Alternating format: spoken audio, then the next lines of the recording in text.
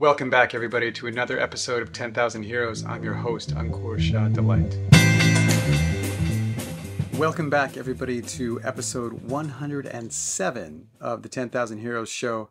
And today's episode is an interview with Eric Grace. And there's a lot that's exceptional about Eric in general, but about this episode. So one of the things is that Eric Grace is a regular listener of the Daily Evolver, which is the other podcast I host with Jeff Salzman. It's about integral theory and integral takes on the news.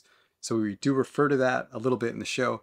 But he just reached out and we had this dialogue and it led to being on the podcast, which for me is a real indicator of success in terms of the community building. And we had this beautiful connection. And I feel like that's a lot of what's going on in season 7 here. It's all about the connection and even maybe just like modeling what it is to connect and slow down. Not that we don't all know how to do that, but how often do we really do it? And I actually got some feedback from a friend the other day about the importance of having subject matter experts on the show. And that's I have some mixed feelings about that. In that, I mean, it's cool, it's important, and this guy is definitely a subject matter expert on angels and the density of souls, which is something I knew nothing about and had no idea was going to be in the podcast. And you'll see we get there. But what I really want to model is connection and presence, and that's if this is about meaning and purpose and community, I think that's really it's in the living of it and not the talking about it. Because we could talk about community, and we do sometimes, and we do talk about how to find your purpose and that kind of thing. But just to see like what it actually feels like is maybe part of my inquiry for this season, and especially having those questions in the format of getting there with people immediately and dropping into that space of like, all right, why the hell do you think you're here? And knowing that, of course, there's a degree of levity to that as well. So this is a long episode. It's I think it's an hour and a half, maybe longer. It's way longer than what I normally do. And it's just Eric, his story is incredible. So he starts off, he shares his purpose. It's about this angel thing. I'll let him really get into it, but I'm just going to drop that little hint for you. And then I have no idea what he's talking about. And so then he goes into the whole description of his experience of life and how this, I would say metaphysical concept he came up with is useful in how he helps himself and how he helps other people. And then we get to hear this just soap opera style drama of all of the things that happen in his life, each one of them teaching him this important lesson about what it is to be human. So I didn't cut any of that because it was just it was insane. I mean, it's just amazing. And he's the guy is he's a gem. So thank you, Eric. And I think you're gonna love this. It was so long, in fact, that I had to cut it off to pick up my daughter from school. So you'll notice there's a costume change in there. I had to leave, and then we go back, and then part 2 is in a different outfit. And maybe I'll put a little note in that part of the video or the audio. But don't be dismayed if you notice the costume change. All right, let's jump in. Okay, I'm ready to roll, man. All right. Act 1, enter. God, I need a wine. I keep forgetting to bring a wine glass into this office, or like a Wine glass. fancy martini glass. Just so we're like at Ding, this. ding, ding. Or you wanna Yeah, hold we're at up the. and toast.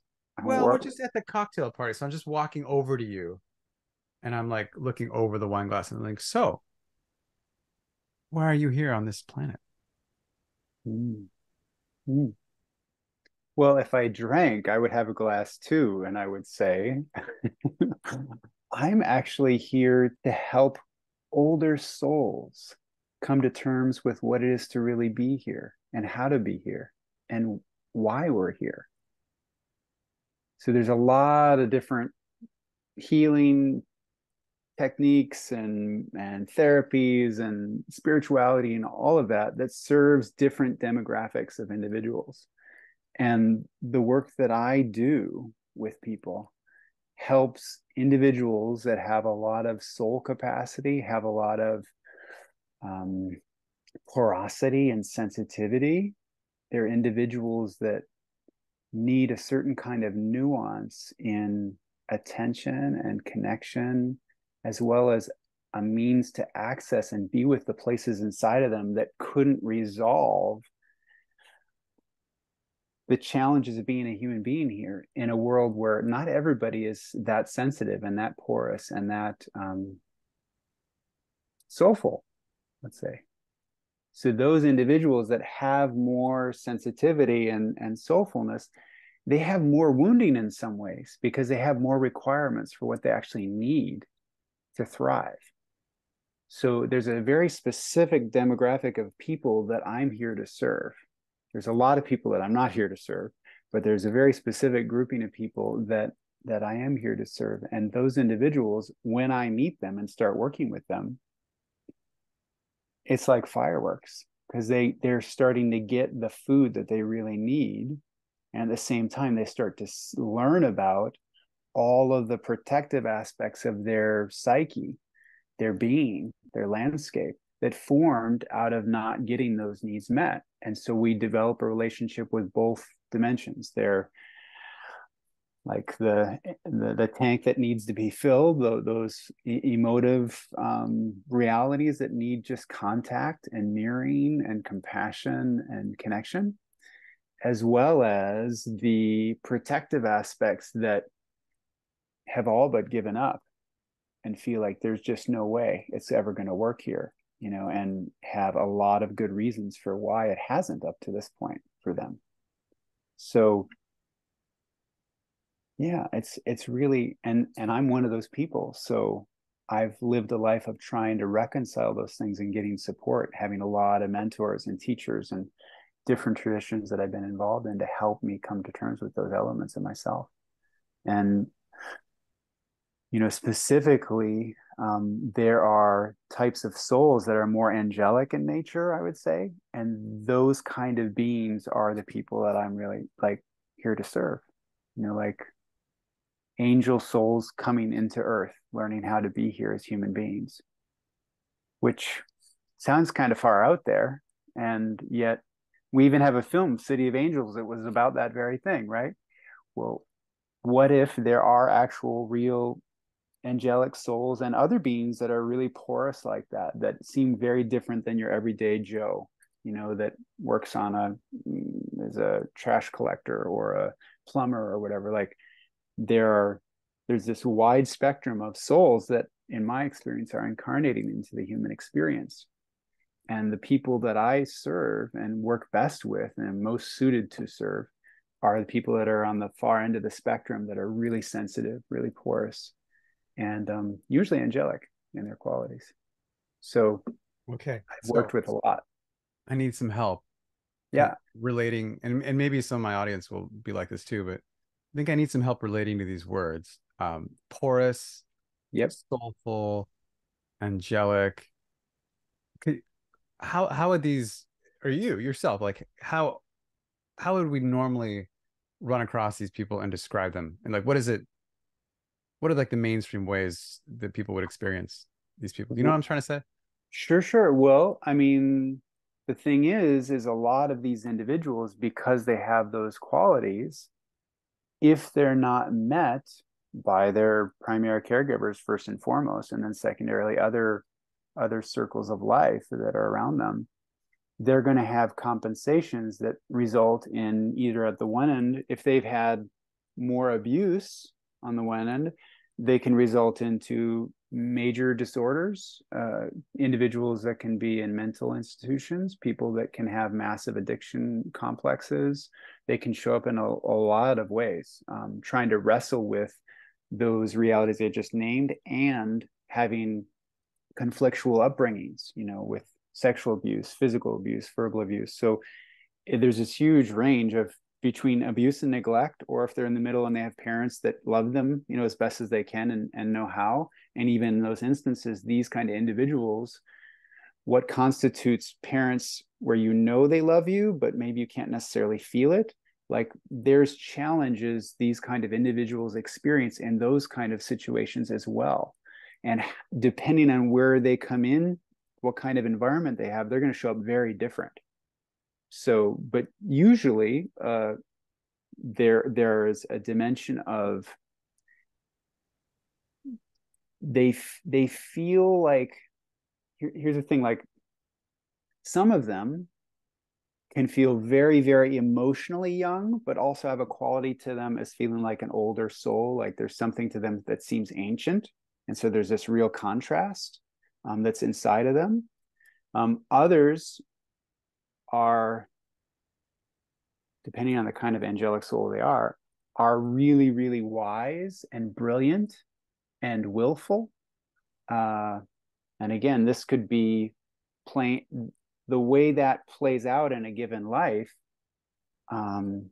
could be really destructive for the individual or for another. So it's not that these individuals, because they're more soulful or porous or those words I use, doesn't mean that how they show up in life is X, Y, and Z, because the protective aspects of us, if they're trying to mitigate suffering, emotional suffering, that can look like, oh, I'm just going to take me out. So lives of suicide or drug addiction, or at the other end, heavy compensation of becoming a dictator or being a CEO that is really horrible around its community. So there's no box that they fit into. They all look like this because the compensations based on the suffering can look like a whole bunch of different things.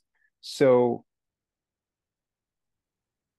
the most I can say about the individuals is, as you get to know them and see what's driving them, and usually there's a look in the eyes, you can tell different, what I would say is soul species, there's a look in the eyes and physiology to some degree of how they show up, and some of them look really crazy when you look in the eyes, depending on their life experience, Yeah. and others Yeah. others are when you look at them, they're just really bright and radiant, and you're like, wow, who is this?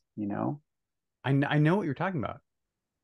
I think, and especially that look in someone's eyes that I've seen sometimes, that is a little bit, for lack of a more precise word, it gets lumped into like a little bit crazy.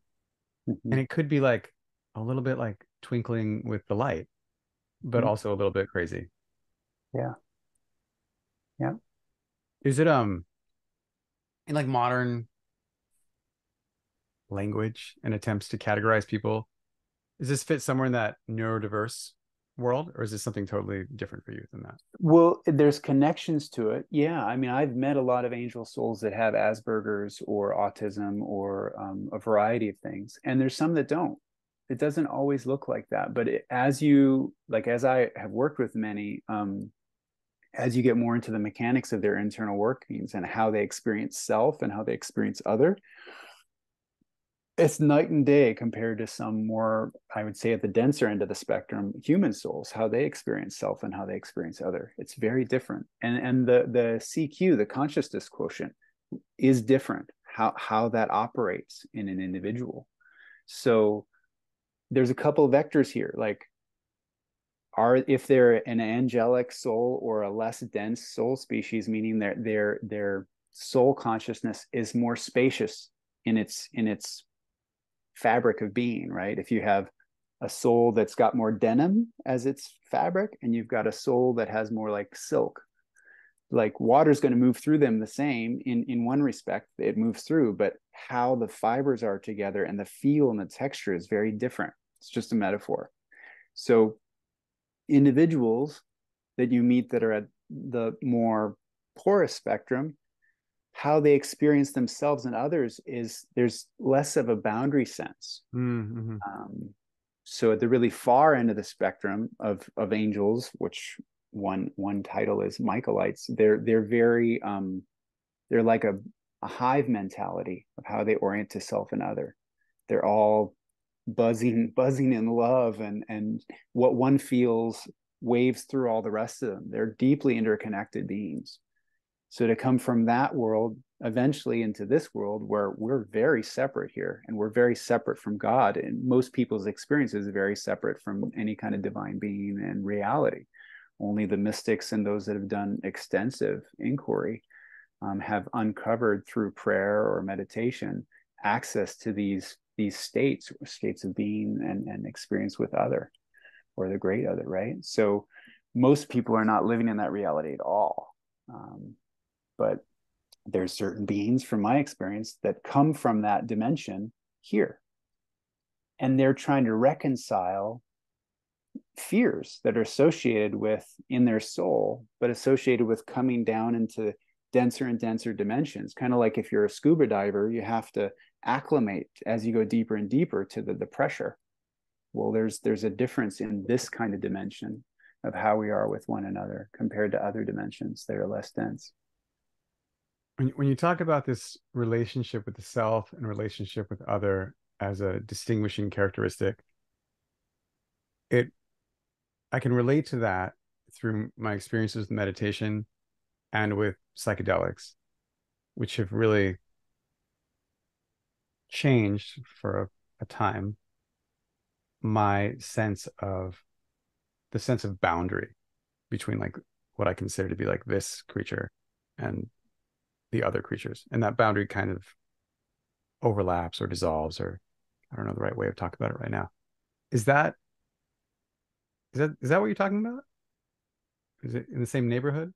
Yeah, and I'll add one other thing into the mix about this. If for me, my definition of ego is it's an evolving verb in that it's a relationship self has with self and self has with everything else. So we can have a relationship internally, self with self, that's healthy or unhealthy. Mm-hmm. Same thing with self with other that's healthy or unhealthy. So it's constantly evolving and changing, and that it's permeable. And the degree our consciousness is in one way younger and another way denser is the degree that that permeability is both intrapsychically and interpsychically with others. It's mediated. Consciousness can be really thick or it can be more spacious. And the thicker it is, again, that's just a word, but like the more dense it is, can make it more difficult for certain wavelengths of love and connection to exist. So individuals that are used to more porous, spacious, refined, subtler dimensions of reality come here, and they don't experience those wavelengths of connection and love. Those individuals are going to suffer even more. Whereas individuals Like that the are grief of that absence.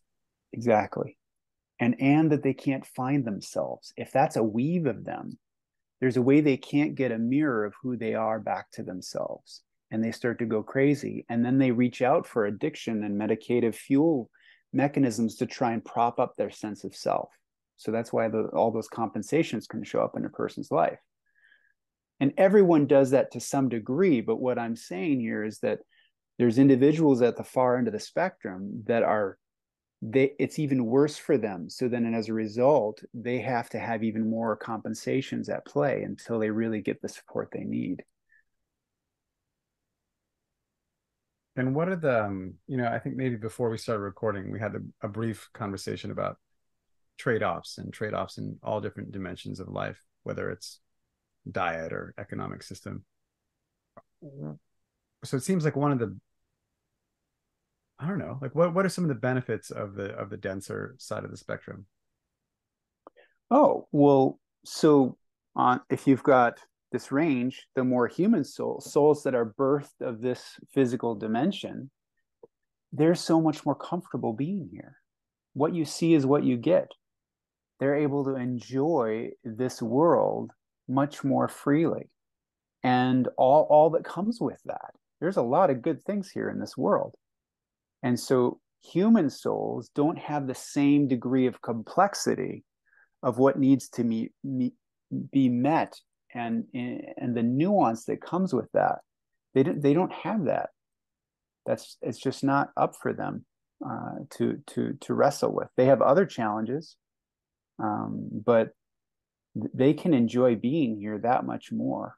It's Mhm. much harder for the less dense souls to really feel a sense of wellness here, grounded, settled, and feel at home here. Whereas human dense souls feel at home here because this is their home dimension. Like this is Mhm. Mhm. their place. And from my sensing, it's like, I don't know, maybe 60%, 50% of the souls that are here are more human dense souls. That this is their world, their home, and then They've the been other here for a while. 40%.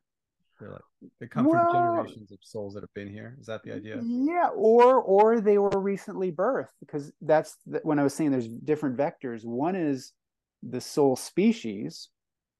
Again, this is just all posit possibility, and from my experience, and there's a few other people that I know that have similar experiences.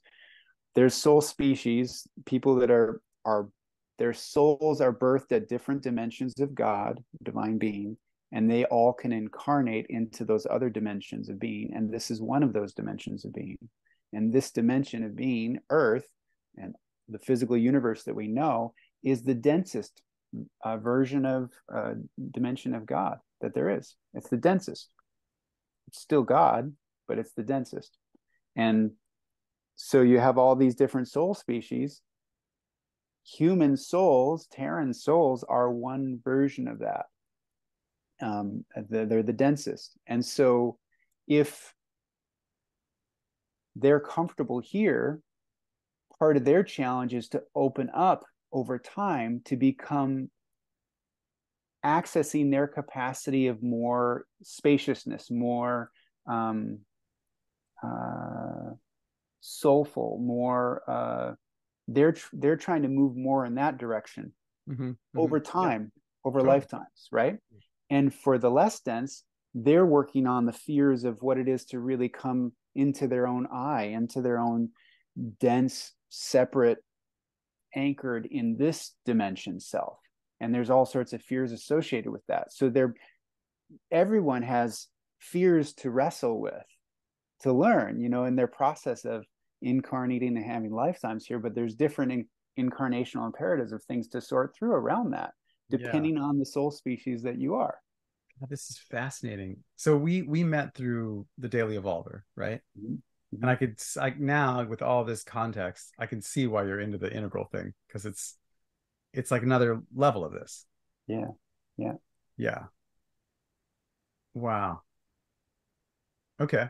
All right. So the other vector that I haven't mentioned here, so this taps into reincarnation. So if it's true that there are these other dimensions of divine being that exist, and souls have in, are birthed into those dimensions and hang out in those dimensions and can incarnate in this dimension of Earth.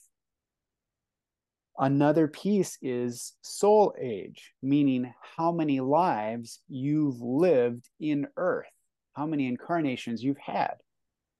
Because if you've lived here 100 times, if you've had 100 different lifetimes here, or if you've had 400 lifetimes, there's going to be a different amount of experience that you have to reference as a soul and working through different issues. So there's no better or worse, but there is ramifications that come with having less or more lifetimes It's like in, being an in Earth. immigrant. You just like you have more comfort with that culture. Exactly. Yeah. Well, and if it's true that part of the opportunity we have is about healing fear as a soul, and if we're birthed as souls, there's certain fears that come from the actual being birthed in divine being that we have over time the opportunity to heal those fears. Part of that can play out in when we incarnate, if we have some say in what we are setting up for our life to be able to play out and try out things and learn through trial and error and conflict and struggle and suffering and joy and love and all of those things. um, the opportunity is over time to heal more and more fear. So we have more of what we are as online because fear is not the opposite of love. It's just the thing that's in the way of experiencing the love that we are. It's just it's like a grandchild of love. So it's about coming in contact with those places in our soul that emotively we have fear. There's fear and dread. And this goes back to what I was saying earlier about that we have these protective aspects of us that they're holding that orientation with life because they just haven't been able to process or digest how life has been in a variety of different contexts, both in past incarnations in some cases, and sometimes it's just relevant to this life and situational dynamics that happen in this life. Yeah. On the ground of if we don't feel felt as a norm in our society and in our families and with our parents, if we can't feel felt, meaning not just empathy or sympathy, but where I can register my parents, since that's where it starts, if I can register as a feeling being that my parents can feel my inner reality as I'm feeling it and why I'm feeling that way, that if I can't have that as the ground experience, I'm going to start to have contractions in my being that says something's wrong here in reality. That's Something's you not. as a porous, sensitive person, or just all of us? That's all of us in some degree. Yeah. Yep. And this is But more what I'm than saying, empathy. Like hit that yes. again, how it's different than empathy. So there's sympathy, empathy, and then the next like a made up term would be resompathy. So it's a form of emotive resonance where your reality or my reality can land in the other to the degree that you can feel felt by the other person. It's not just a mental knowing of, oh, I get what you're saying. It's you feel their experience so much, not that you're merging with it and lose yourself, but that you feel it and can let it into you emotively. Yeah. I mean, I feel like that's what I'm going for in every interaction is to really get the person.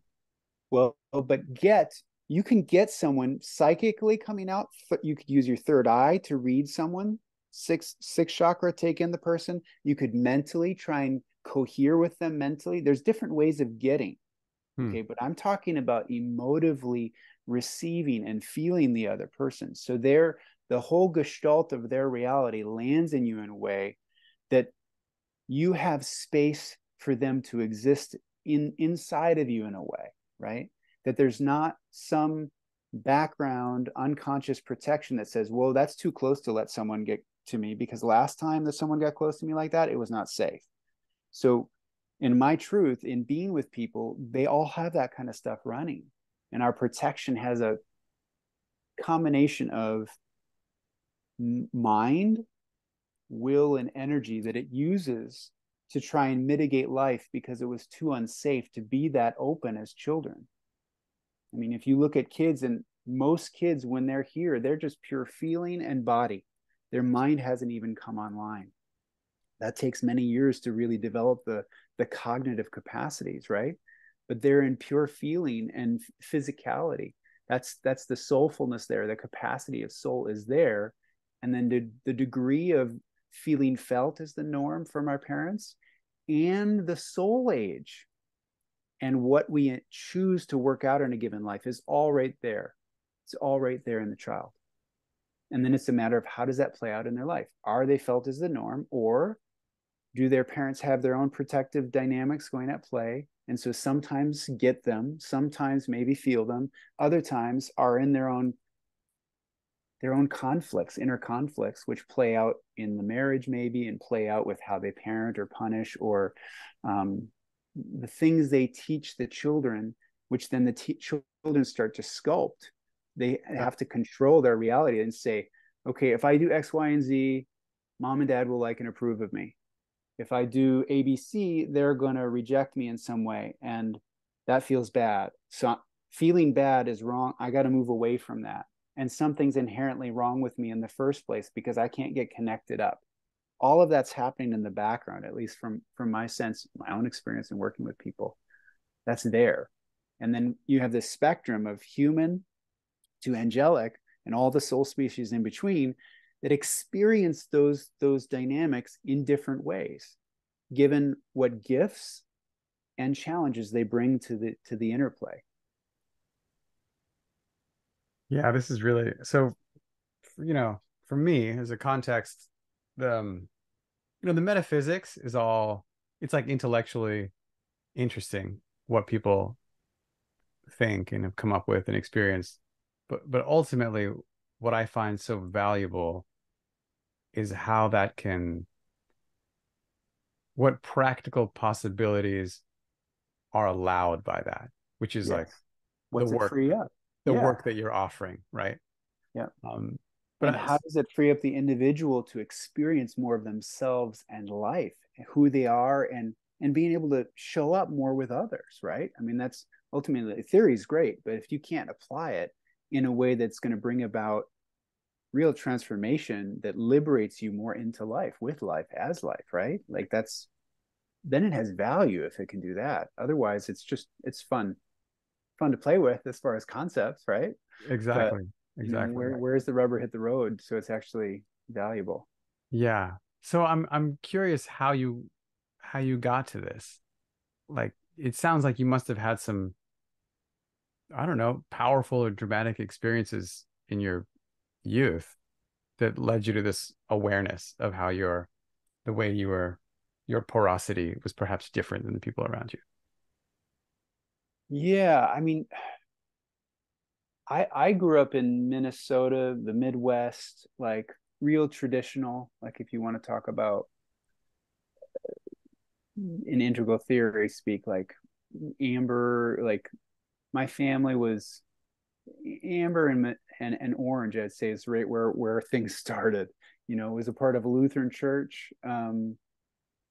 Loved my pastor who was really enthusiastic. I loved going to Sunday school and singing with him the songs, feeling the praise. I didn't have any relationship to what they were talking about with the liturgy and all of the Sunday school. I got in conflicts with my Sunday school teachers because I was challenging them on the Bible and like, how do you know this is true? Like, how do you? It's been interpreted so many times. I was in fourth, fifth grade, and I remember my Sunday school teacher was getting so upset. I'm like, but okay, it wasn't written in English, right? Like I was like, so how do you know the person that transcribed it didn't didn't change things for their own benefit, or all of the different people that were in power to try and change things so it served their own agenda?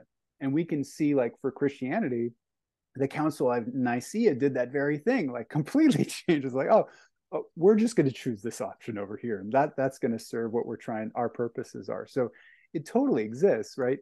And yet there were still some kernels that lived in my experience of being a part of that Lutheran community. The sense of the we, us all worshiping or being in a praise space, singing songs together is really when I felt it the most. Mm. Coming together in unity for something, in love of something that was bigger than us, the silence that would be in the congregation at times, in those space, a shared space of silence together that was palpable to me as a child.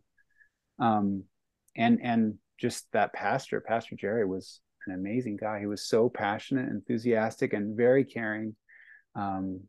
Years later, when my older brother died and we had the memorial at the church, um, he was so welcoming of all the perspectives we wanted to bring in. We had a very different, it was a very unique kind of memorial that was not Lutheran at all. And he was just so welcoming of that in his church. So I got a model of welcoming, passionate, enthusiastic. There was joy. It wasn't a dead kind of feeling for me around spirituality. Yet I had conflicts with the relationship to what was truth. That was really difficult for me around spirituality. But that all I my parents, even that, they had flexibility around. Once I hit ninth grade, they said, okay, once you're confirmed, you don't ever have to go to church again if you don't want. You can decide what you want. So they really once I got into high school, my whole family went through a transformation of moving from more traditional set roles. This is what the dad and the mom do, and all of that. And then when my brother left high school and went to college, our whole family system started to fall apart. My parents, who had had tension in their relationship, they really started to get that much more at each other because my dad couldn't direct it at my older brother anymore. So he started taking it out on my mom. He was a functional alcoholic. And then eventually my mom chose to leave. So my family broke apart while I was in 10th grade. My brother was gone. I changed schools. We no longer went to the church anymore. We were no longer nested in our community neighborhood, which had been there was a social fabric there. Everything started to be pulled apart. And it just, there was no sense of any of those traditional structures anymore. It really frayed. And so I went through that personally. And that also was the time, where postmodernity was starting to come online as well, starting to challenge these things in larger social ways. Divorce was more getting to, like, when my mom and dad actually divorced, we were the first family in our whole neighborhood that was going through that. But within 10 years, everybody, all of those other, except for maybe one or two, had gone through some kind of thing like that. So it was, something was happening at a larger level, but my family was really, we looked around and no one else was going through what we were going through when that was first happening in the Midwest. So I experienced it personally as everything dropped and like the rug pulled out from me. And then when I was trying to find out, as a young teenager, it's like, okay, what am I going to be? What am I going to do? Like, all of that fell apart at that time. So I didn't feel like I really had the support. It turned more into like, what's the point of it all? Like nihilism.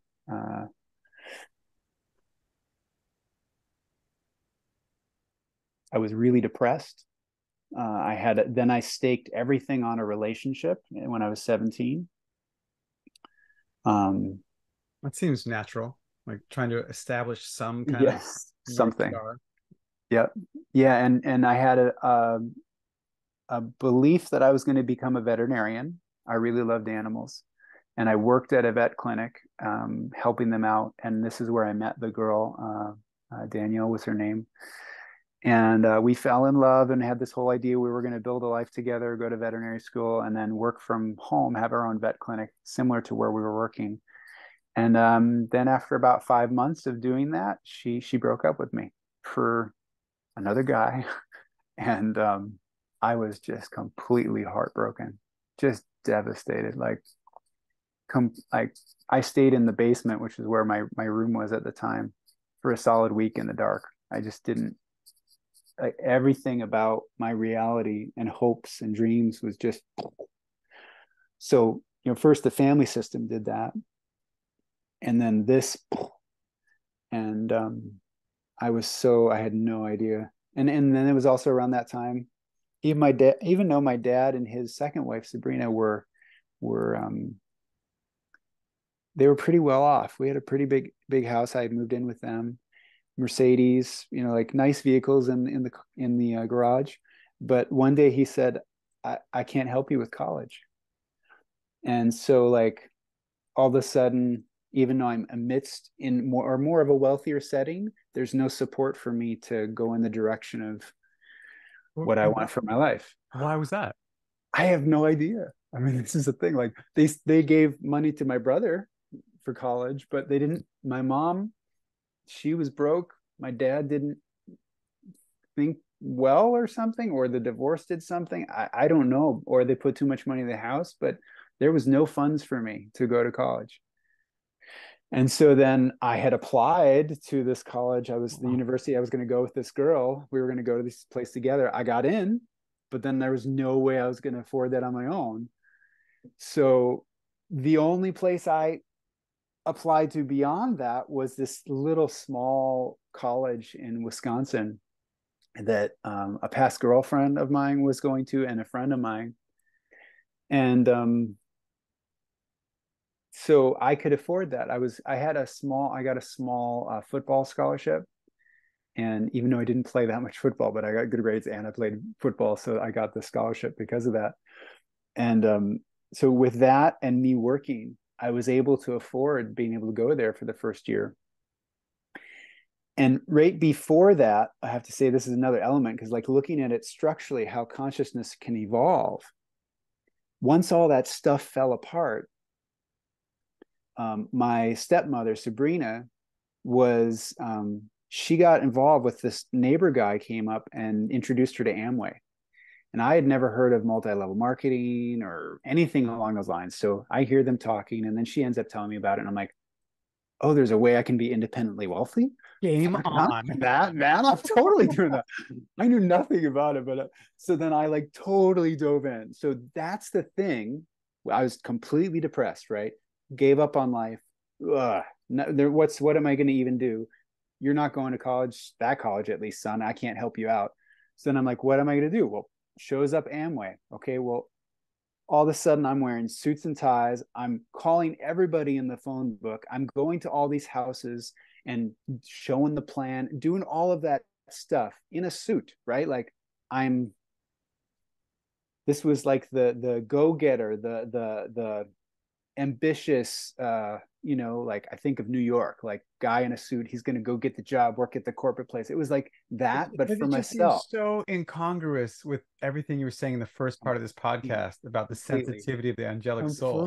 Completely. I was so disconnected, right? Because there was nowhere to go with all that devastation, which started much earlier in my life. But it all came when once the family structure fell apart, and I was on some level trying to hold my family together. But once that fell apart, I was lost. And the only thing I could try and do then was say, okay, I just got to make money. Yeah. And so I was working three jobs. My dad was off. Like we were so different and disconnected. He just wasn't present for me emotionally in any way. And so then once Amway came along, it's like, okay, that's going to be the thing that I'm going to do to still have some version of the dream that I had with Danielle. I'm going to be independently wealthy and work from home, be from home, that kind of thing. So that was all percolating in the end of my senior year and the summer before I went to college. And then I just took the classes at college that I was interested in because I thought I'm going to be independent wealthy. I don't need a degree. Okay, so I'm going to go there. And so then I take, upper level college courses that were interesting to me. I took philosophy, Oriental and Islamic religions. I took economics. I was interested because I was involved in the business world. I was like, I want to learn more about this. I took yoga. I took environmental studies because I was into the environmental movement and I loved animals. And I was wondering, how are we going to change, move towards more sustainable development? Like, so things that interest me, I went towards that. And then once I actually got to school, I immediately day one saw that none of the Amway stuff was going to fly there. There was just no way. I was like, I mean, there was no connection.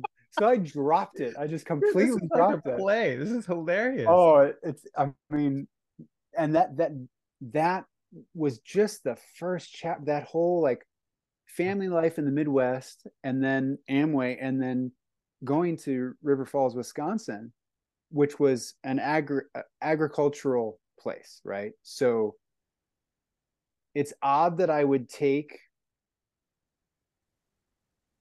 like philosophy at this kind of college, but I did. Like it was And an agricultural school?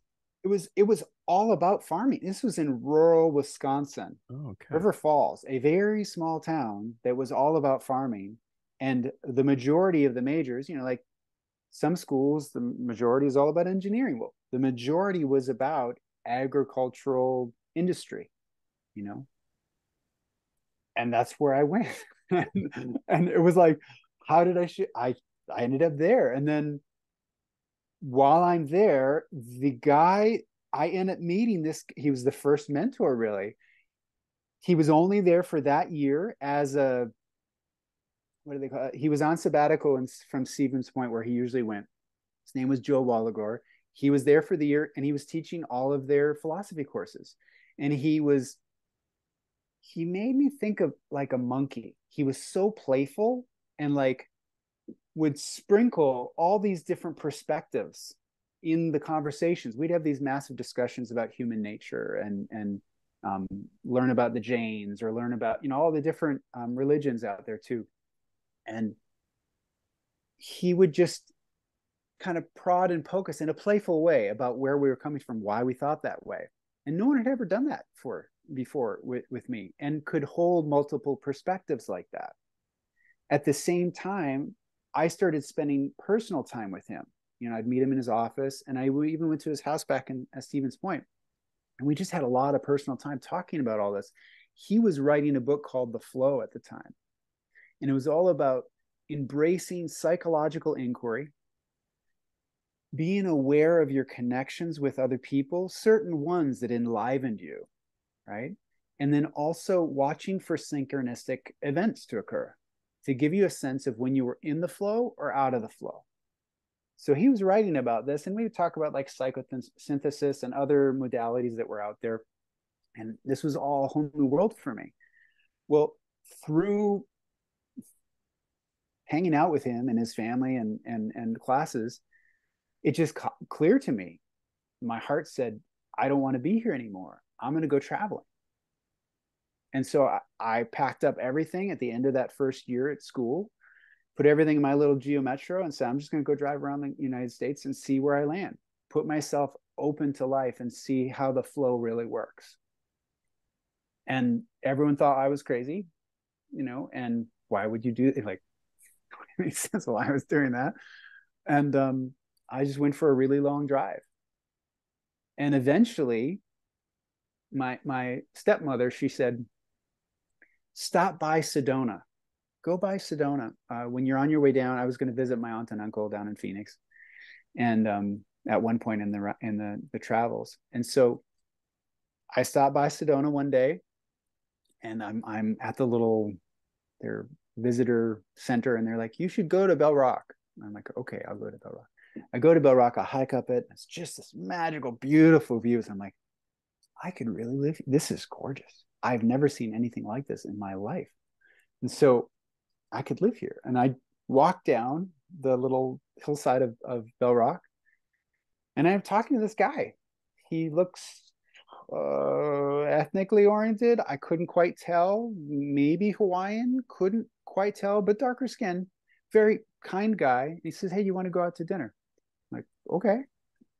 So we got to dinner, and turns out he's psychic, and he starts giving me a reading while we're sitting there and telling me some past lives that he and I shared together, and I'm like, I'd never heard anything like that. Completely off my radar. I've even been anyone doing a reading, let alone past life stuff, all that kind of thing. And he ends up saying, hey, I've got an extra room in my house. If you want to move in there just to get settled in, I'll give you free rent for a couple months and just see what it's like. And I was like, okay, sure. So I was staying at the hostel in Flagstaff, and I am moving in his place the next day. And this is another odd quinky dink. Right before I left Minnesota, my older brother Kyle and I decided to take this bartending school course. So we went to this school that was for bartenders to learn how to bartend. And I didn't even drink at the time. I was 18, 19, but I did it. Well, once I'm in Sedona, I'm walking down the street, and I see the sign is help wanted. They're looking for a bartender. I've just gone through a course. Bam, I get the job the next day. So I'm bartending at the Bell Rock Inn. My house is a couple blocks away, and I'm living in beautiful Sedona. And I'm living the feeling of the flow and the synchronicities and the connections that Joe Walligor just talked about. Yeah, for a whole year. Yeah. And there it is. Totally unexpected. And that started that was chapter number 2 of living in Sedona for 6-7 years. And it was like a spiritual and psychological buffet of everything under the sun that you could. This was the beauty of postmodernity is you have all these perspectives to explore. You know, I sat with what was his name? He starts with a P. He was a guru. I sat with a guru and went into complete emptiness with sitting with him, complete like, and I had no idea. I knew nothing about groups or anything like that. I just went and showed up with him and sat with him and had this profound experience, and I didn't know what to do with it. Right, completely gone. I love this because, like, in the beginning of this talk, anyone who's listening is like, "Oh yeah, this guy's so out there. He's talking about angels and reincarnation." But before any of that, you had these crazy experiences that you were just had no context. None, none. No, I Yeah, mean, you know, like I love that. the first sense of any of those kind of things, I guess, if I'm being really honest, when I was 17 and after Danielle dumped me, her mom, who I was very close with, Ruth, gave me a book called The Prophet by Gibran. Yeah, love that book. Great book. Again, first time I had ever received something like that, and something in me stirred from that book. I Mm. couldn't put my words on it at the time. I wouldn't be able to tell you anything other than like it touched something very deep inside of me. And then I feel like, in a way, that ending of that relationship and that book was like the little sprinkling of like, now you're starting your journey Hmm. to try and find you and all of life. Yeah, there's this kind of hero's call in the destruction of the dream and the life that you had. It's like that's all crushed. Now go forth and rebuild. Yeah. Yeah. Yep. So Sedona time, I mean, as magical as you can imagine is how it was. Like bartending, all the people that I would meet there. Okay, so I just talked about the spectrum. Well, the spectrum there was at the bar, you have now Sedona's also got some amazing golf courses. So there's a retirement community there of golfers, conservative, like Arizona's a red state. Those would be at one end of my bar, and I would be chatting these people up and having great conversations. And you'd Then be there like the was Amway business, like an independently wealthy suit guy with them in I some way. could kind of connect there. Yeah, see Yeah. where they're coming from, you know. And then there's like, you know, working class, the people that serve all of the tourists and the retirees. There's a stable group of people in the Sedona Village of Oak Creek area that were like that I could relate with of what it's like to try and make it for yourself there. And then there's this huge group of new age individuals, Yeah. right? Yeah. And I didn't really know much about the new age movement at all. Like I got a little hint of it from my mom's brother. He got involved with it, but it was only like perfume smell or something. I didn't really have any clue about it. Yeah. But these people, I was having people come up and they would show me pictures of UFOs. The guys would do UFO tours and the guys would come and talk with me. And one of them was like, "Oh, I was a former astronaut, like, and I can confirm what this guy is doing." And like the stories these guys would tell me, not just about UFO, but every other kind of conspiracy theory and spiritual, like New Age movement, like the whole thing. Like I was just like, "Whoa!" Well, I mean, completely off of my sense, of life. And so that's another grouping of people. And then there was a huge gay and lesbian population there. Huge. Like for the first year and a half, all my friends were only gay and lesbian people. And I'd never met anybody that was gay or lesbian up to that point. So that was a complete opening as well around different sexual orientations in relationship to sexuality. And then it's an inn. So there's people from all over the world that are coming in there. I'm meeting people from every place of life because Sedona, I mean, many places around the world think Sedona is this spiritual mecca or at least a really freaking beautiful place to go, right? And check out and have a vacation. No, I've heard of So, it my whole life. It's like, oh, there's these like ley lines and all this energy and like people all over. They're just all about Sedona. It's yeah, it's yeah. the vortexes and but even if you don't know any of that stuff, right? You go there, it is so aesthetically stunning. The red rocks, the way the striations of the rock. If you were a geologist, you're going to have an orgasm because it's so beautiful. I mean, it's just stunning. And the way that there's several different bioregions in the same area. You go from Flagstaff's 8,000 square feet, and then they have the mountains. The San Francisco peaks are there, They have winter, full on winter. You go into the Oak Creek Canyon and it's beautiful, the deciduous trees with the red rocks. And then it opens up into Sedona, you're in semi-arid desert. And then you go down into Phoenix and it's a whole different, very different feel there with saguaro cactuses. So you're in this gradation of different flora and fauna, very easily accessed within a short drive, and just amazing landscape, gorgeous. And then the heritage there of the native people. There's so much history there. So it's been known as a place people have been going for healing and purification for thousands of years. So all of this is layered, this like this big cake. And I had no clue about any of it, but over the 6 years, I learned through first being a bartender. And then eventually I got a job as a camp counselor at a resort. And then from there I was promoted as a concierge at a 4-star resort. And that job was like, I mean, at the time to be 20 years old. And since it was the place to stay in the whole area, there's one of the places that was probably comparable, but this was in Boynton Canyon. You're set with canyon walls surrounding you. It's in one of the vortexes, and it's utterly gorgeous as a resort. Fine dining, the whole thing. I'm a concierge there, so everyone in the whole area is coming to the concierge desk, me and a few other people that work there, and saying, "You want a massage? I'll give you a massage for her. You want to eat at our place? We'll have come. It's on us. You want a psychic reading? Here, let me give you one. Hey, I mean, balloon rides, plane rides, jeep tours, the whole thing. I did everything there was to do there because it was just given to me. I mean, so that I could then pass it on to my guests and give them really amazing experiences. So I'm in this position of to be able to receive so much and to then give the bounty to people that are coming. And there's celebrities, Emilio Estevez, the woman that's running for president, Marianne Williamson, like well-known people were coming there that I was interacting with and looking to give them an experience to expand them, to give them more wholeness of themselves, or just a really good time. But to be tipped well and all the perks that came with that, while I'm looking out these huge 20-foot windows and seeing gorgeous views every day. I mean, it was so freaking magical, just magical.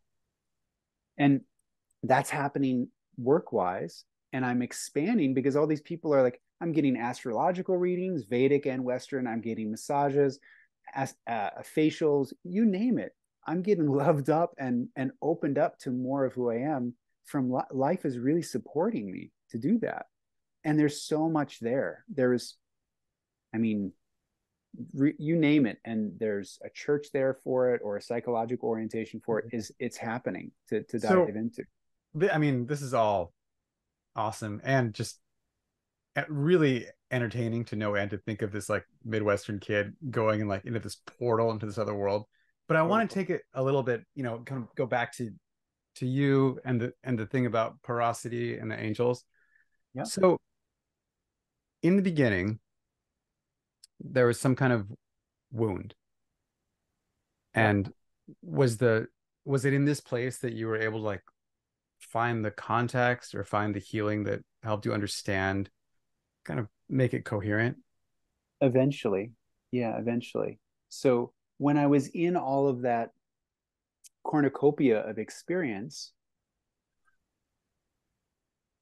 eventually my boss at Enchantment gave me a pamphlet of something called at the time ESH, or emotive sub-self healing.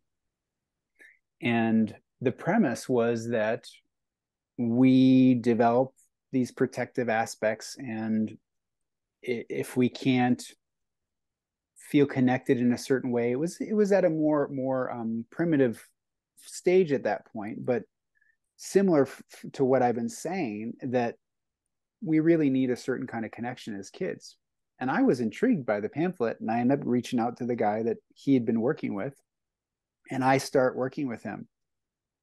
Well, at that time, my brother moved down from Minnesota and my mom moved down, and we all ended up living together along with my girlfriend and her daughter. We all lived in this beautiful big house up on top of the hill looking over all of Oak Creek Canyon. It was magical.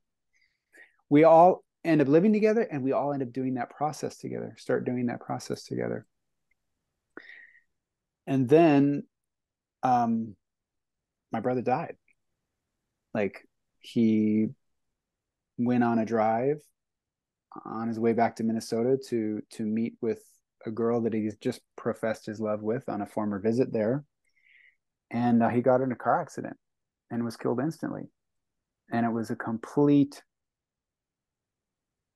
just shockwave to me, completely shook me to the core because he was the closest person in my life. And it really shook my sense of trust and in life and in people and in relationality. And at the same time, it also confirmed some of the things that I was opening up to living in Sedona, because the guy that I lived with before that, and it was probably a year and a half before that, when my brother visited me while I was staying with Len told Kyle, don't go up into the Northwest. There's something, you got to avoid that area. And he could feel that something really bad was going to happen in there in the next amount of time. And it was only a year later that he then was driving up in that part of the country and he died. So like Len was psychic and could feel and track those kind of realities, which again, I had no idea people could do that. Like it was completely off my sensibilities around it. And then when the day my brother died,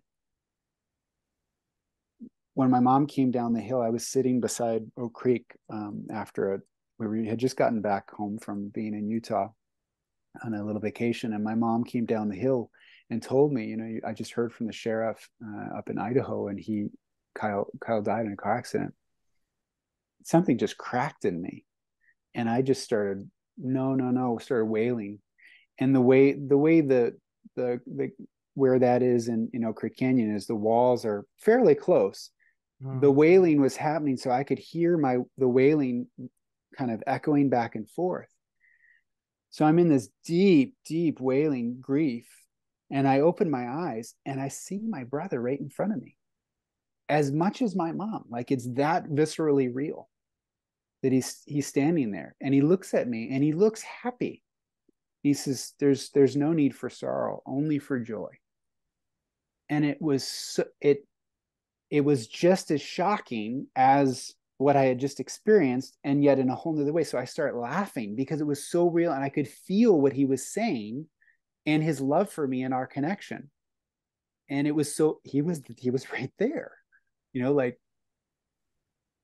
and I just started laughing, and my mom's looking at me really weirdly, like, what the hell is going on?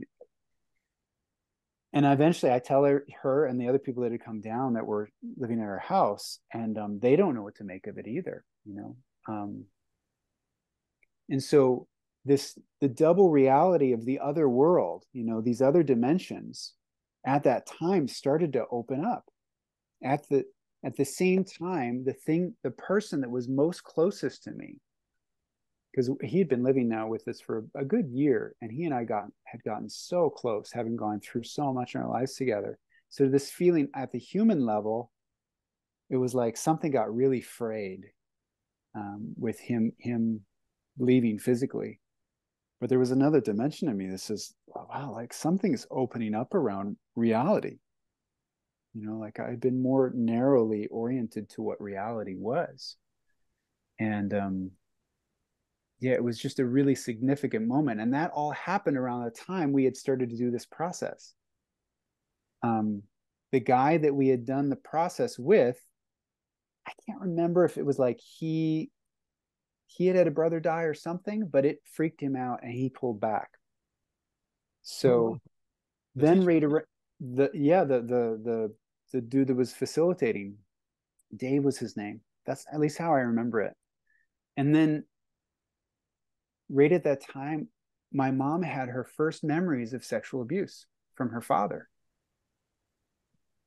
And she had no idea what the hell to do with that. Like she started getting flashes, memories, all that kind of stuff. The grief and the cracking open for her from my brother dying opened her up to a whole nother level of stuff that was there from her childhood. Some really horrific stuff for the first 8 years of her life, which she had completely blocked off. Um, and it was only her having heart surgery. She had open heart surgery when she was 8 that stopped it, actually had it end because she needed to be in surgery. So all that started to open for her, and she needed to find someone else for support because this guy couldn't help us all anymore with what was happening. Right at that time, the guy that founded this work came back to Sedona, and she started working with him. And I I pretty much felt lost at that time. So I didn't bother with getting any further involved with that.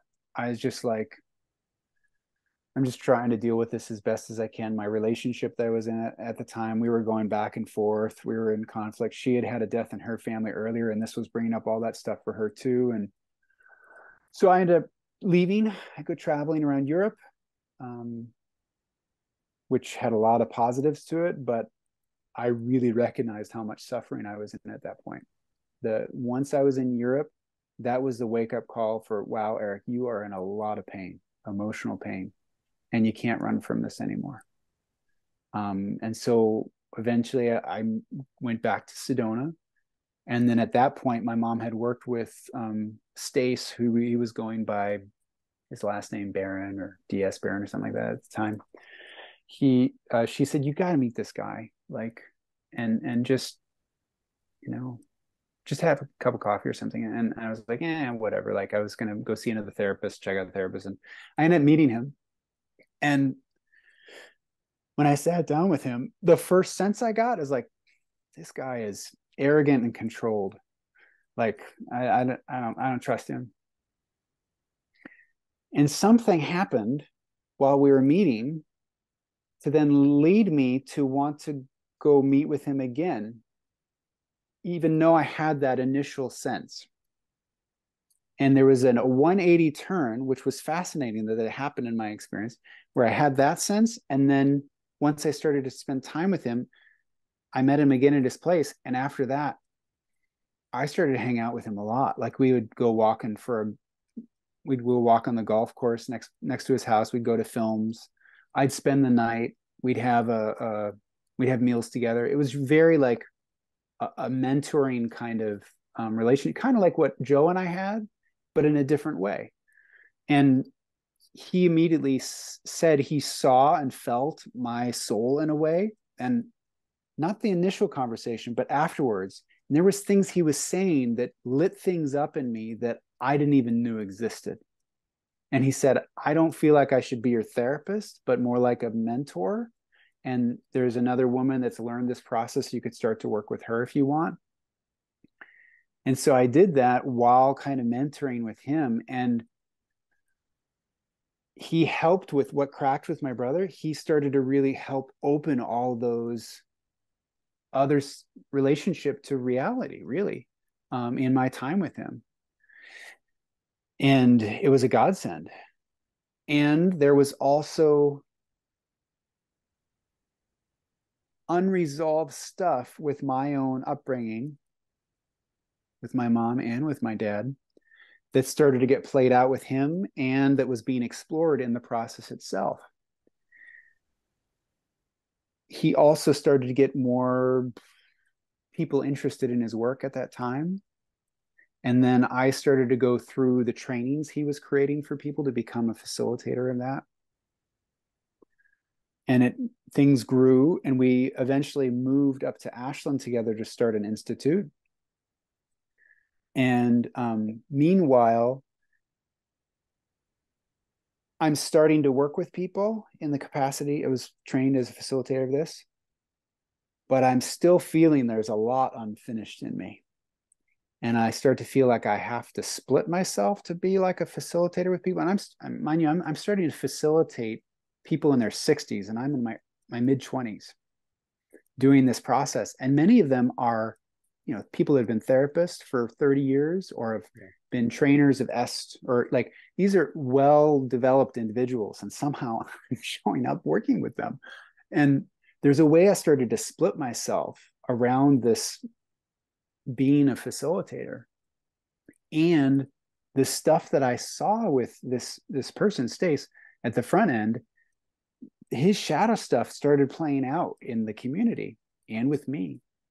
And there was a way that how all of the work was related to became more rigid and more there was more ultimatums. There was more patriarchal stuff starting to play out in the system, and with individuals, specifically with people that were in the inner circle. um every once in a while for people that were more in the larger community, but really the inner circle people were receiving the downsides of that. There was shame dynamics that happened, tough love kind of stuff. And meanwhile, this is a person that I grew deeply to love, like, and could navigate between being so personally available and connectable that you felt seen and understood and cared for, in a way that I had never experienced in my life. You know, my dad was pretty distant, and his values just were not on relationship. It was more about money, and work was the thing for him for the most part. So he had that personal capacity. He also had his own Zen awakening in his years before. And so he could hold a satsang kind of space for all of us, where it would create a Buddha field where we would be in that, we'd be invited into that kind of orientation of suchness. And it was just profound what that he could invite that in us to experience. Wow. And he said he could feel God feeling him from the day he was born. He could remember being born and all his past lives. He could remember the spaces in between his past lives. And he felt his own relationship with divine being, where he could feel it feeling him throughout his life. And he thought this was the norm for a long time, until he was in his teens and realized this is not normal. And he had these council of beings that were around him that he thought was normal as well, until when he was 12, they said, we need to leave you now and we'll come back later. And they just left. Like, so there was things he had that he would talk about, which again, in the milieu that I was in Sedona, that was more like, that had opened me up to these possibilities of people having those capacities, because I met other people that had interesting gifts and abilities. Like I lived with a Swami, I lived with a psychic. I mean, that was more of the milieu of that space. And this guy specifically, when I was with him, it wasn't like he was full of bullshit. Like when he was talking about these things, he really did have his enlightenment, and he could help people open to that whole not experience, you know. And then when he talked about God and his relationship with it, how the room would be filled with a palpable kind of love space, which was very different than the notness space of the non-dual, the awakened condition, which was very different than the very personal space. Like he could move through these different kind of ways of being. And he also could channel this being named Merlin, who in his own right was this magical, poetic, like when he would speak, it felt like honey in the heart. I mean, these were visceral experiences with Stace and with a being that he channeled for a time that we formed in the community. People were having amazing experiences and healings, and the process itself was powerful. But there was this thread of, you know, like a toxic dynamic that was there. And I felt it from the beginning. And yet all the good things I really appreciated. And come around 2006, my mom gets cancer. And she went down really quick, really, really quick with breast cancer. And not long after her death, which she was involved in the community, and there was a falling out with her and many of the community members with how she handled things. Um, at that same time, Stace and a couple of other members had a conflict. And one of the members I was really close to, and she was kind of like a mother figure to me in another way. And he disconnected from her. And he told everybody in the inner circle, you can't have a relationship with her anymore. It's not positive. If you relate with her right now, it will be not supporting her to do this next growing step kind of thing. So it was a form of control and manipulation with everybody. And I refused. I stayed connected with her. I didn't want to not be in contact with her. And then at one point I went and visited her and another friend and started exploring this other spiritual group too. And I came back, and he knew I was connecting with the spiritual group to explore some things about it because I was curious, and he was open to that. He wasn't like, you can't explore anything else. It was nothing like that. But as soon as he heard that I had contact with this woman, he was like, you need to end that now or I'm done. And I was like, no, no, I'm not going to end a relationship just because you tell me to. And this feels like this whole structure that's still a part of the community that really feels unhealthy. And this is not okay. And so he ended our relationship. And then one of my best friends that was involved in the community told all of my clients that I was no longer a facilitator. And so all of my money was gone immediately. My income was gone. And my wife at the time, she was told that she should end relationship with me, Yeah, this is which like full on cult type stuff. she was then wrestling with what to do. Yeah. And she ended up leaving and saying, if I'm going to end the relationship with me, because we were in a really challenging spot, she wanted it to be on her own terms for her own decision, not because of someone else. So she left. And at that point, we didn't really have lots of other friends outside of our community at the time. And there's some contacts in Ashland, but not tons. And I had to reset my whole life. And it was a devastating time. I mean, so much suffering and fear and dread and confusion and the judgments that I had in my head that I kind of took on from how he related to things. All that was inside of me. And then we were playing that out in my relationship, my intimacy, my relationship with my wife, and we had a son, my son Savar. That was a really, really challenging time. And those things that I talked about opening up to the less dense dimensions of reality, all those experiences I had tapped into within that community. Like, it had really illuminated the reality of it. And the process itself of how to be with these places and working with people and seeing what happens. Like, the inner circle people got the tough love stuff, but the people that I worked with in my groups, they didn't get any of that, and they blossomed. They had a lot of amazing growth and transformation.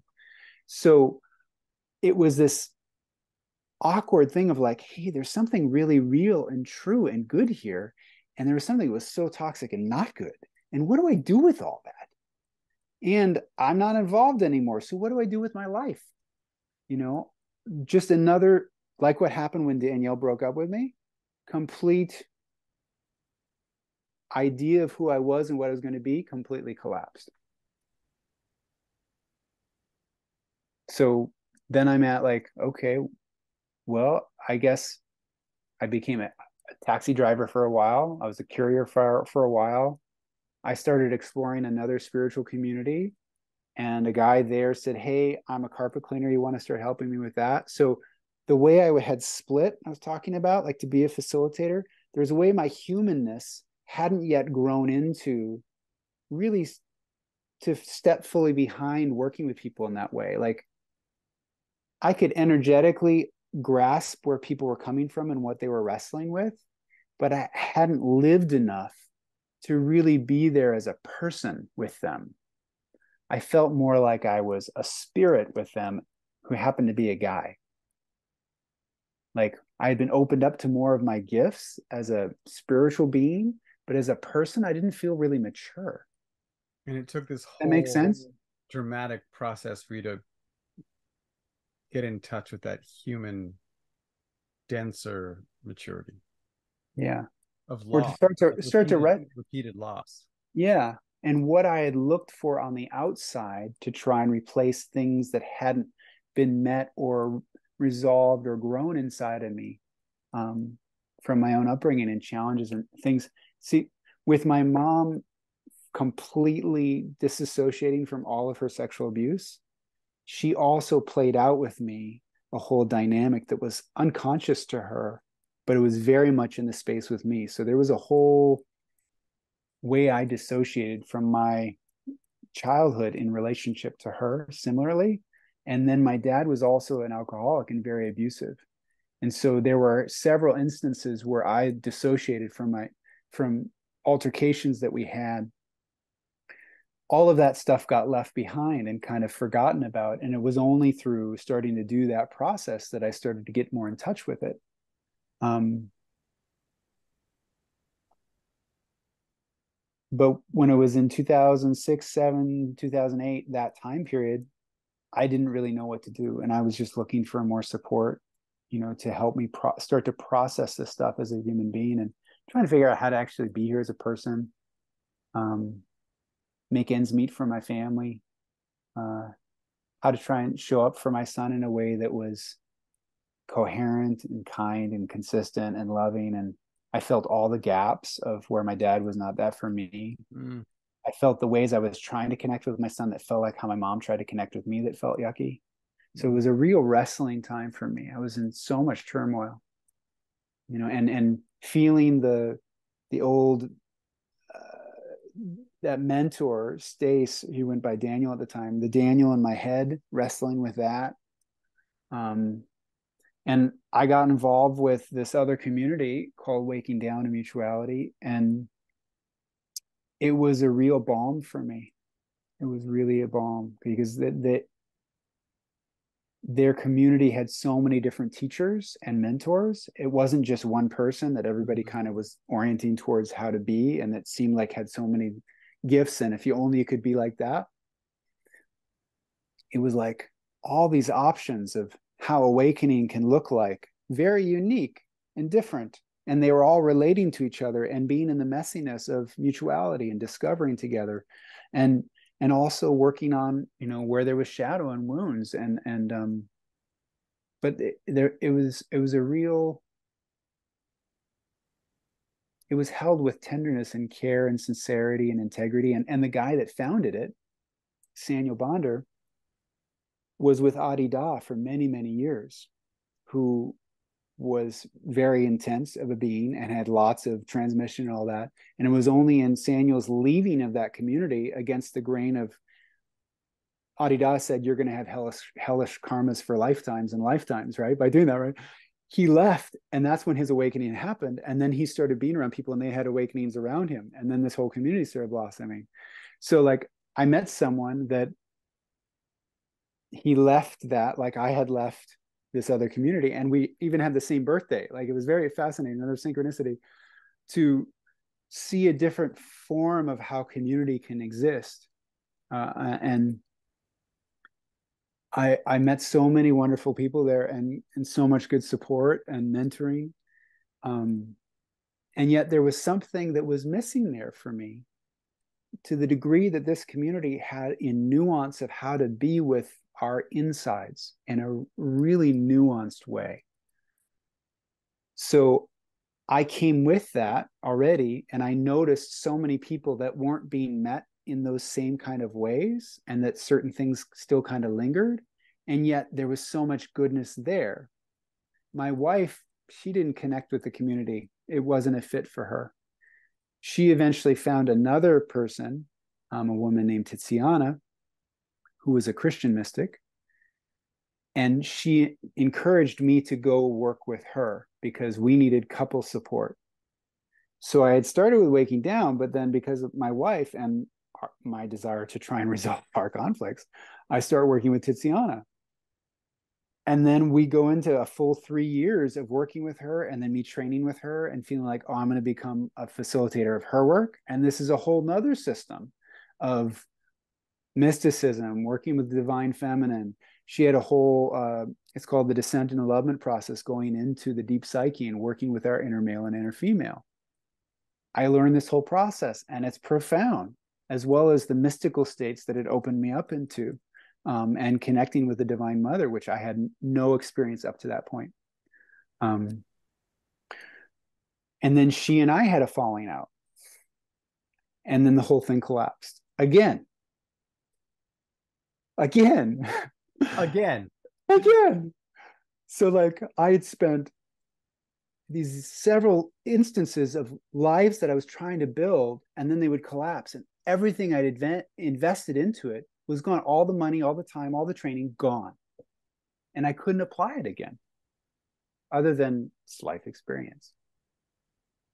So then at that point, when Tiziana and I had our break, Hannah and I, my wife and I at the time, did separate. And then I get involved in men's work. And I go through the New Warrior training, and I start doing men's group, and I get involved with Waking Down again. So I've got the support system to help me as I'm going through divorce, still trying to resolve leaving that community and the previous one. And that's when I actually have a transition called second birth in Waking Down work.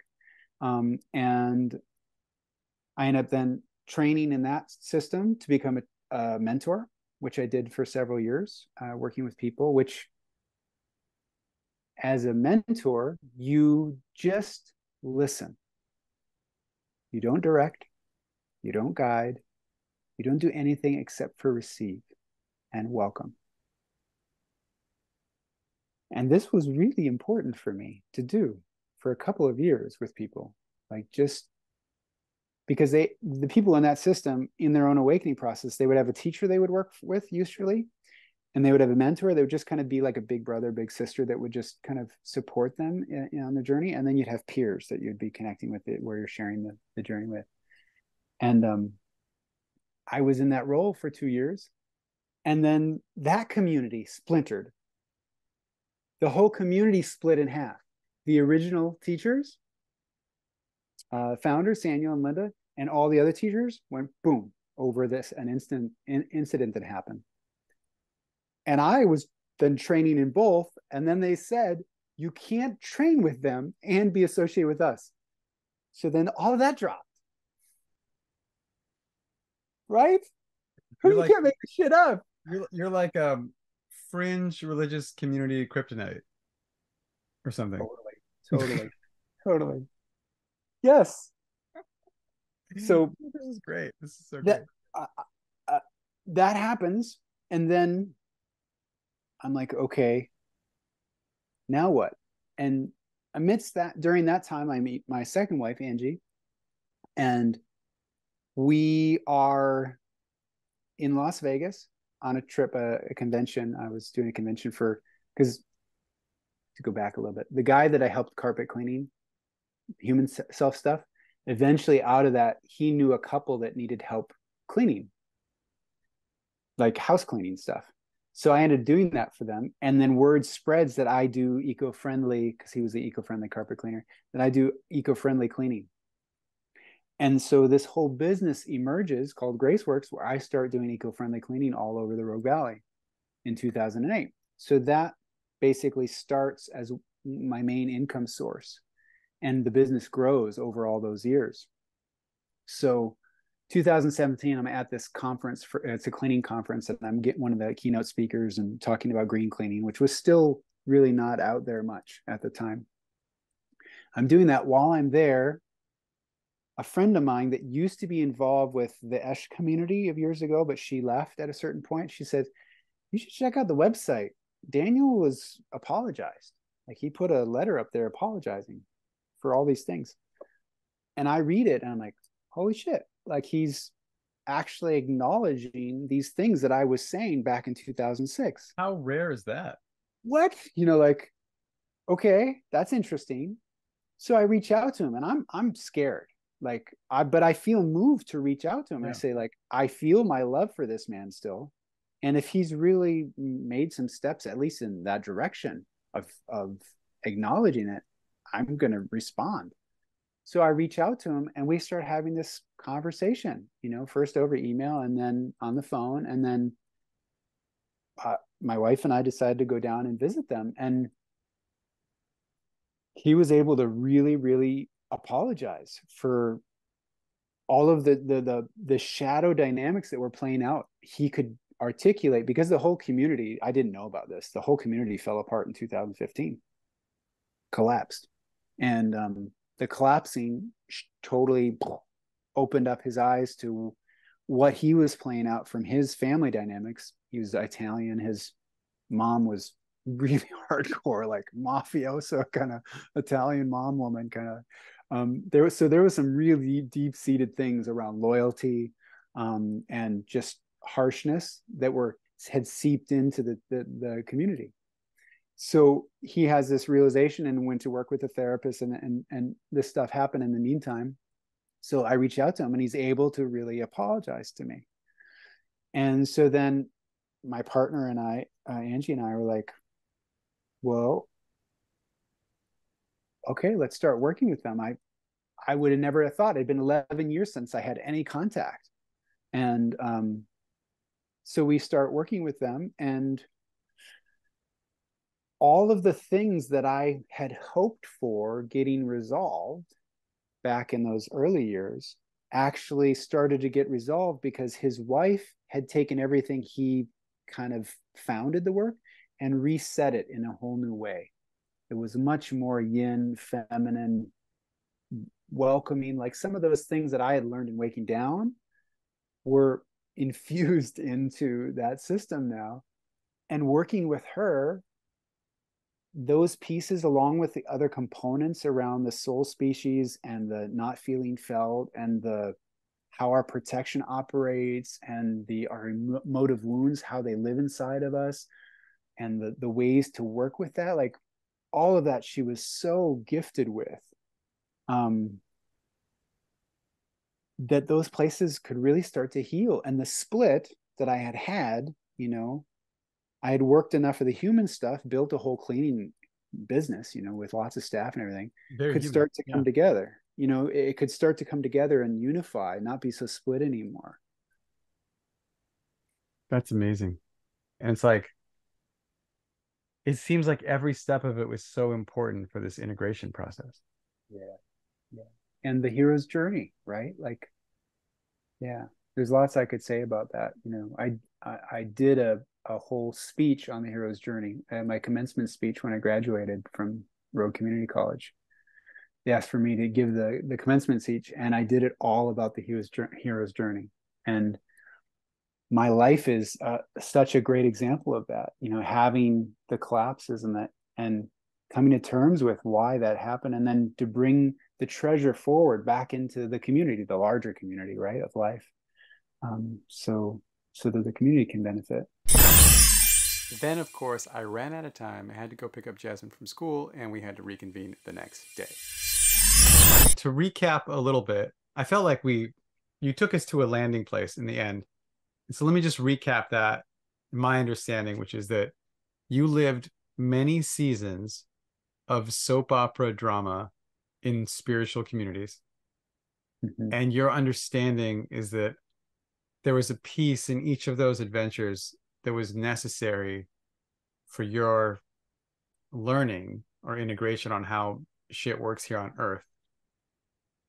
And your understanding of your purpose is to help make that process way less circuitous for other people in your position. Yeah, well said. Yeah, the spiritual human split, there's no longer that, we can start to bring it together more and integrate those dimensions that are more invisible, subtle, and what the mystics and sages of our past, those dimensions of altered states, consciousness states, real, all those things, to have them be more and more integrated into our humanity as part of the full, like my clubhouse group is called Holy Human, WHOLLY, Holy Human, to really feel ourselves as a holy human being. That's the goal for myself, first and foremost. Yeah. and Yeah. the people that I'm with and that I'm around, spend time with, and to be able to share in that kind of way, like just the abundance of that, the richness and the fullness that comes from that integration and healing is possible.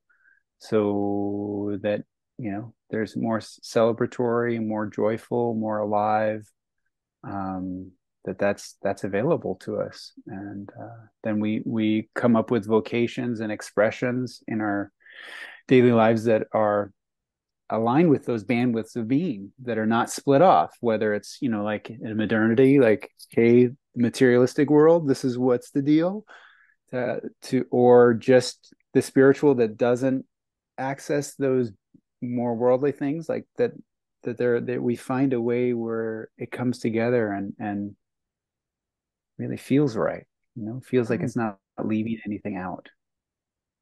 I love it. I love it. And I know, Jeff Salzman and we met through Jeff.